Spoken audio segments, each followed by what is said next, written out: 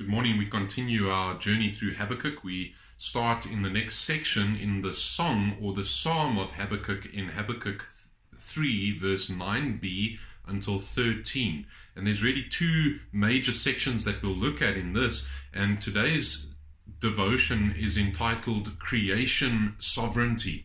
And a reminder of where we are in the book of Habakkuk. As we've gone through this book, we've seen two of Habakkuk's complaints, two responses from God, and in chapter 3 Habakkuk responds to the greatness of who God is, and he sings this to him with some type of a tune, and there's a song that he has, and it's one of the 10 major songs in the whole of the Old Testament. And so as we look through this song or prayer of Habakkuk, we've looked at the glory of God as a major theme, and I want to remind you of that because all other themes fit under the theme of the glory of God, and we're going to see how that works even today in our section. But then we've also looked at the power of God. That's the last 4 devotions have been on the power of God. And we ended last week on Saturday looking at the power of God regarding salvation. And that's where we start to take off again today in our section. And so while we were looking at the power of God, we saw that last section dealing with salvation power at the beginning of verse 9a. You stripped the sheath from the bow, calling for many arrows. And just before that, in verse 8, it dealt with the fact that he rode on his horse or his chariot of salvation. And so that theme continues through this next section in verse 9b until verse 13. So let me read to you that section. If you've got your Bibles open, Habakkuk 3 from verse 9 to 13. You stripped the sheath from your bow, calling for many arrows, Selah. Remember, the Selah was what we'd mentioned as the splitting up of the song into its different stanzas.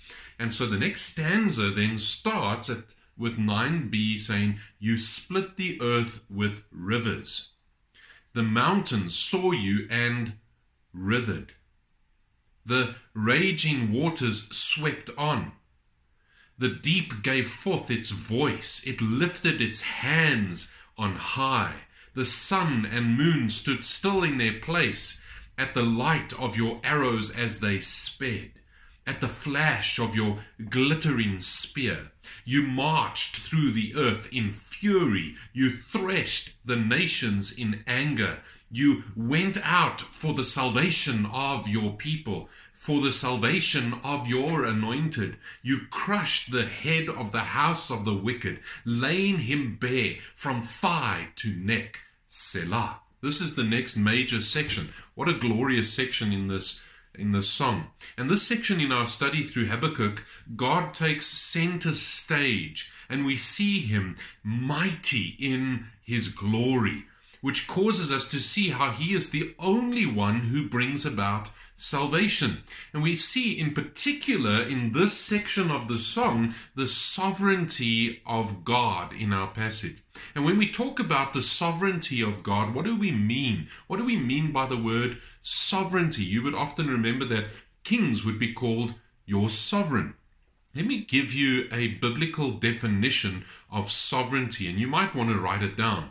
The biblical concept is of God's kingly, supreme rule and legal authority over the entire universe. Let me repeat that. It is God's kingly, supreme rule and legal authority over the entire universe. God's sovereignty is expressed, it is exercised, and it is exhibited. What do we mean by expressed is he expresses that, like we would express our character by the way that we behave. So God expresses his sovereignty in all that he does, in all that he says, in all that he accomplishes. And his character shows forth his sovereignty, but it is also exercised. Even Satan, as the saying goes, is God's Satan. He is sovereign over even the wicked things that are done on this earth. He is by no means guilty of wickedness, but in his absolute sovereignty, he would use even bad things to receive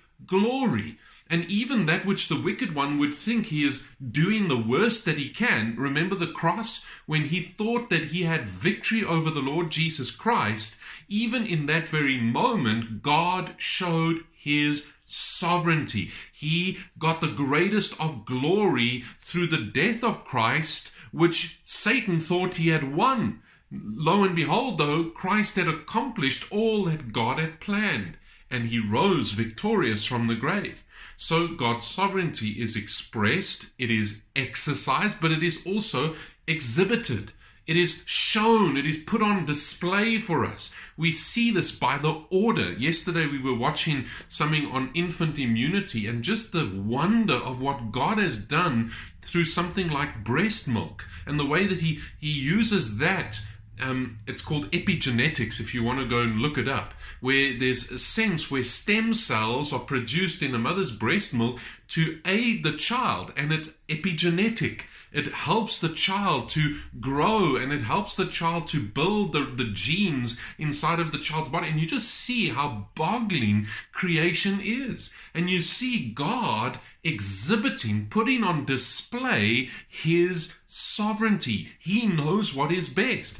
And one of the greatest things to look at is actually just the human body, and looking at how God has designed our bodies. Just even something as simple as the eyeball. And you see how God exhibits his sovereignty. His divine plan is seen in this. So God's sovereignty is expressed, it is exercised and exhibited in his divine plan for and the outworking of salvation through all of human history. Let me repeat that definition in one sentence. This sovereignty is the biblical concept of God's kingly, supreme rule and legal authority over the entire universe. God's sovereignty is expressed, exercised, and exhibited in his divine plan for and the outworking of salvation through all of human history. That's one of the most wonderful ways that God puts his sovereignty on display. And he does that through the creation, and he does that through salvation. Today in particular, we're looking at God doing this through creation. And that theological definition is played out beautifully in our passage this today. And this is exactly what we will see here, namely God's kingly supreme rule. God's kingly supreme rule. There are two domains which God's sovereignty rules over, in particular throughout the scriptures, but in particular through our passage, that we might join the chorus with Habakkuk of this biblical song. We ought to be those that are filled with that kind of an appreciation in our own hearts, that we would sing about the rule of God. God is on his throne. He rules sovereignly even over what we face with the coronavirus. Did you know that a virus is part of God's creation? And it's part of what God is using even in our day to bring about the salvation of souls. This is our God. He uses creation to put on display his sovereignty, and even through that, he brings about salvation, which he too is sovereign over. God is sovereign over creation. Now look again at verse 9b to 11. You split the earth with rivers. The mountains saw you and writhed. The raging waters swept on. The deep gave forth its voice. It lifted its hands on high. The sun and moon stood still in their place at the light of your arrows as they sped, at the flash of your glittering spear. And there is emphasis at the end of verse 9 at the way in which God split the earth with many rivers. And this even highlights the mercy and the grace of the Lord in watering the earth. You can go back to the Genesis account and see the way that God had made it that the ocean stopped where it stopped, and that there would be rivers in different places. And even post the flood, we find that God is the one who has determined where are the ends of the rivers, where do they start, where do they go. He is the one that has given rivers around the earth, and that's part of God's good grace in watering the earth. Habakkuk uses these nature illustrations, and he looks at water in particular, and he looks at the way that water itself is watering the earth. It's God's way of irrigating the land. This is because God is good. It was not man who planned the rivers. This is God who planned the rivers. And man often has picked his dwelling places based on the fact that God has delineated where the rivers go. If you look at all ancient societies, they always built their towns and built their cities near to where rivers were. Today we have modernized to a degree and we have piping that takes water where it should go. But today, even when there is a drought, we're in trouble. We need water. And we often would base where we stay based on water sources. Even if we think about the fact of the cities in South Africa that are quite old now, many a times they were chosen specifically thinking through water and thinking through the soil and thinking through how can you plant, how can you eat, how can you have food security. You can't have food security if you don't have water security, because nothing grows without water. And this is, we see in this the way that Habakkuk also pictures and shows how God is the one who had the authority to split the earth and to choose where do these rivers go. The mountains, which seem so impenetrable to man and such large obstacles, were and are as nothing for God. And Habakkuk uses language that should cause the reader to remember the great flood even of Noah's day. You think of the mountains writhing before him. That's almost like the picture of what a snake slithering away. That's how the mountains are to God. They in a sense, they spread out, but they notice the sovereignty of God. If the mountains can see that God is sovereign, how much more should you and I see that God is sovereign? You notice that the mountains saw you and withered.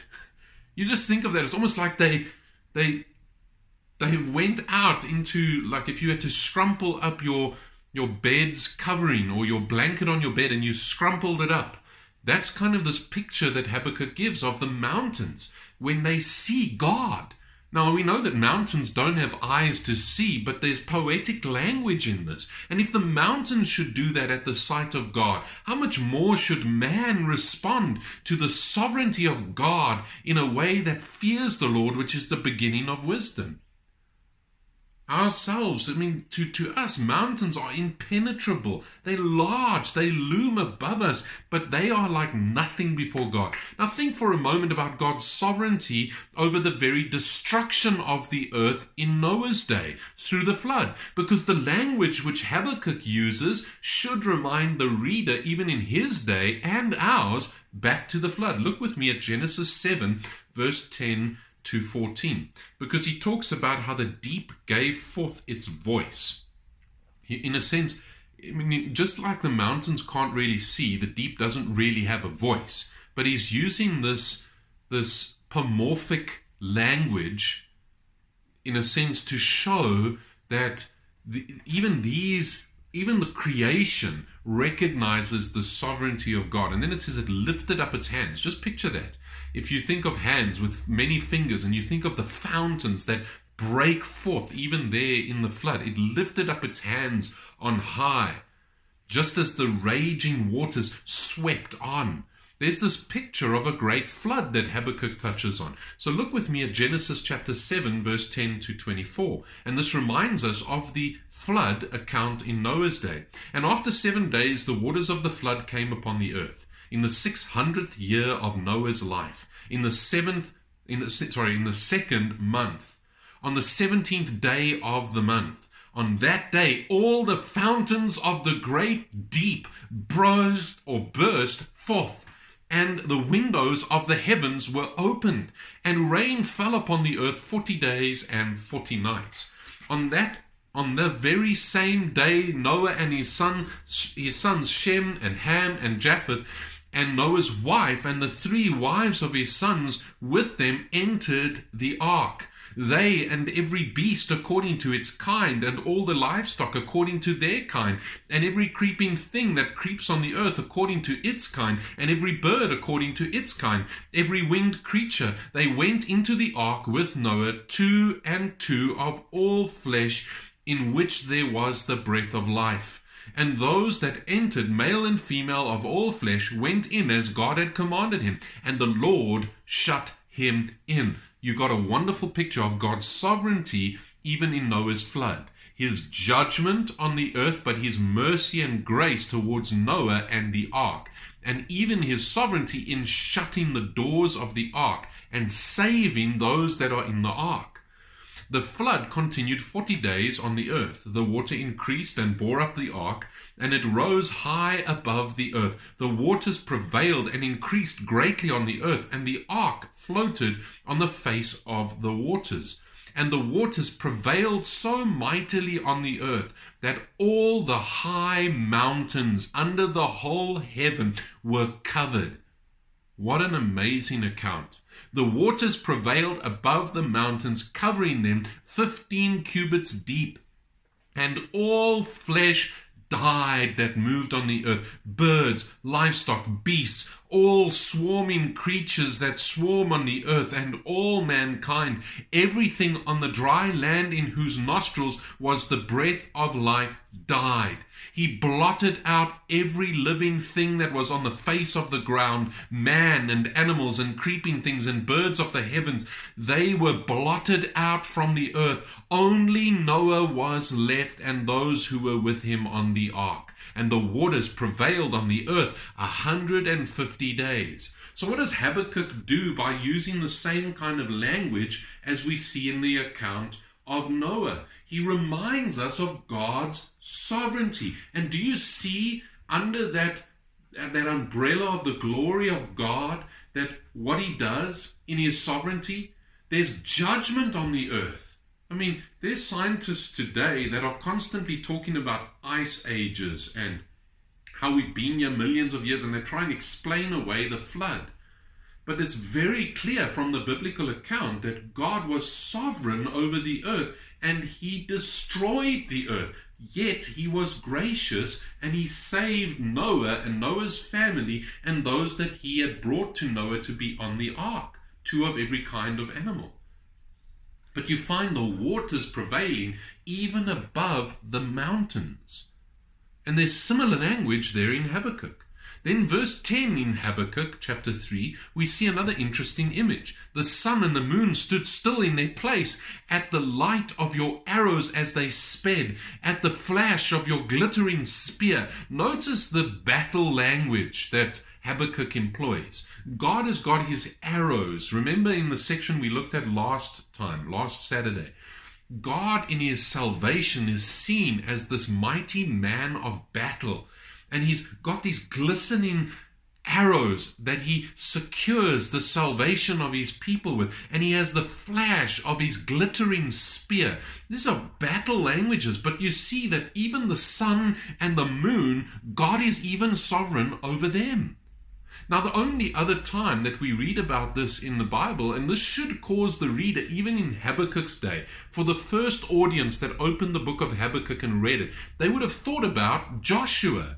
And they would have thought about the way that the sun and the moon stood still during the time of Joshua. That's the only other time in the Bible that we actually see this literally happening, where the sun and the moon stood still. And we could say that the earth actually stood still on its axis.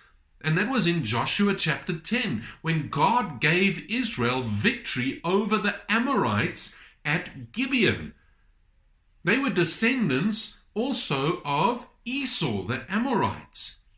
These are those that we've even been touching on this in the past while. And even in the Song of Habakkuk, we see him speaking about the way that Israel had come through the land of Ammon as well. And so it's a wonderful thing to think through. But look at Joshua 10, verse 7 to 15. So Joshua went up from Gilgal, he and all the people of war with him, and all the mighty men of valor. Now, the song in Habakkuk speaks of God as this mighty man of war, a mighty God of valor.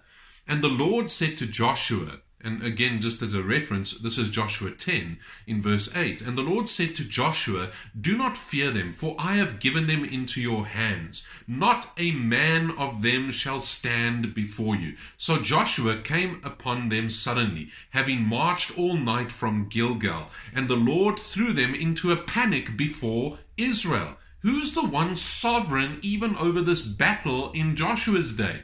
It is the Lord who threw them into a panic before Israel, who struck them with a great blow at Gibeon and chased them by the way of the ascent of Beth Horon, and struck them as far as Azekah and Makkedoth. And as they fled before Israel, while they were going down the ascent of Beth Horon, the Lord threw down large stones from heaven on them as far as Azekah. What is God doing? Even while the enemy is fleeing, God throws down stones on them, sovereign over the battle, saving Israel from their enemies. And they died.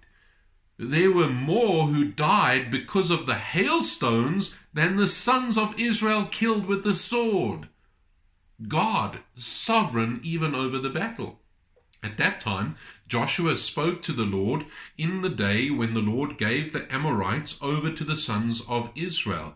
And he said in the sight of Israel, Sun, stand still at Gibeon, and moon in the valley of Ajalon. And the sun stood still, and the moon stopped, until the nation took vengeance on their enemies. Is this not written in the book of Jashar? The sun stopped in the midst of heaven, and did not hurry to set for about a whole day. There has been no day like it before or since, when the Lord heeded the voice of a man, for the Lord fought for Israel. So Joshua returned, and all Israel with him, to the camp at Gilgal. So this reference, even in Habakkuk, to the sun standing still, the moon standing still, would have brought to the memory of the first readers that day with Joshua. Just as they had earlier thought about the flood and the way that God saved Noah and his family and destroyed the rest of the earth. It's God's vengeance and his wrath, but God's mercy and his grace. Just the same would have come to mind in the illustration of Joshua. The way that the sun and the moon stood still at the voice of a man. Why? Because God fought for Israel, sovereign over the battle, saving his people, flashing lightning from his arrows and his glistening spear. And again we see God's grace on his people. Yes, his judgment on the wicked, but his grace on the righteous. And he gets all of the glory through being sovereign over this. Did it mean that Israel didn't have a responsibility? No, they had to take out the sword from the sheath, and they chased down their enemies. But God is the one who fought for them. And you see that beauty coming through even in the salvation of his people there. And we're going to look more tomorrow at the salvation that God is sovereign over.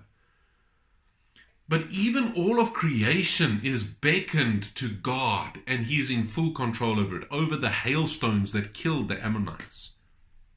And I've wondered about the passage that we just read in Joshua, and this is just a pastoral, let's say, musing, if you wish, if that's the reason that we have a leap year every year, because God had stopped the sun and the moon over Israel. I mean, approximately 365.242199 days in a year, or 365 days, 5 hours, 48 minutes, and 46 seconds to circle around the sun. This is called the tropical year. And I wonder if the reason that we have that leap year every 4 years is as a result of what God did in Joshua's day. But the point that Habakkuk is making is to see the sovereignty of God over all of creation. It is under him. God employs all of creation to give himself glory. As Habakkuk has even struggled with his questions in previous chapters, this would help him to have peace, that the Lord would desire him to have that peace, to be able to live by his faith, because God is sovereign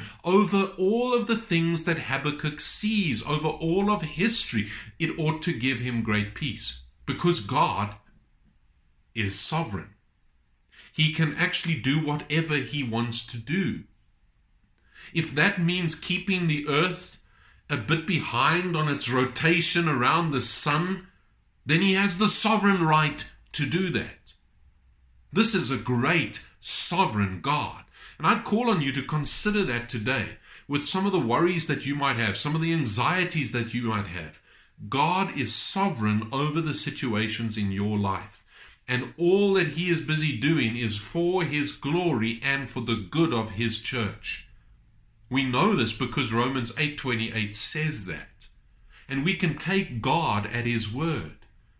If this helped Habakkuk have peace, it ought to help you and I have peace. And more than that, it should cause us to join Habakkuk in a great song to God for His great sovereignty, a God sovereign over creation. Tomorrow we're going to consider verse 12 to 13, God willing, and looking at salvation sovereignty. And that will be tomorrow's devotion. So may the Lord bless His word to your own heart as you think through the application of this. God was sovereign over the flood. God was sovereign over the day that the sun and the moon stood still. He is sovereign over creation, and He receives all of the glory. And part of what we see there is Him receiving glory through judgment as well as grace and mercy. Two sides of the same coin. May God bless His word to your heart. Amen.